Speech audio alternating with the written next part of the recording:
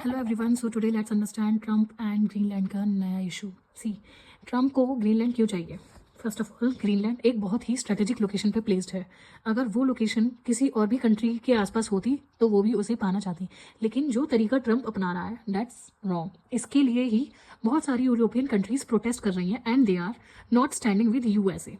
आपको पता होना चाहिए, USA and mostly European countries ने एक अलायंस बनाया था 1949 में, जिसका नाम है नेटो। आपने सुना ही होगा नेटो।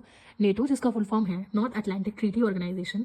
ये 32 मेंबर कंट्रीज का अलायंस है एंड मेनली इसमें USA and waste European countries मौजूद हैं।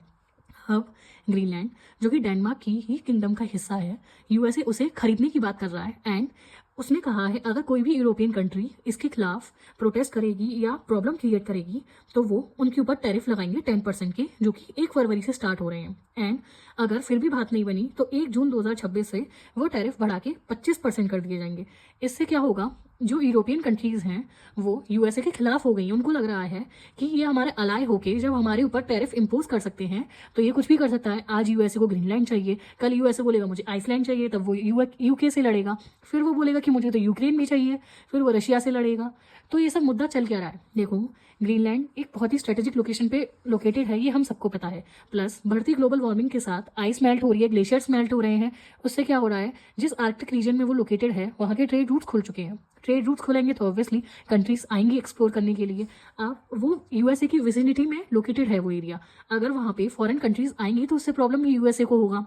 लेकिन जो तरीका यूएसए अपना रहा है ग्रीनलैंड को खरीदने के लिए वो गलत है। आफ्टर कोल्ड वॉर यूएसए को वैसे भी लीगल राइट्स हैं ग्रीनलैंड के ऊपर।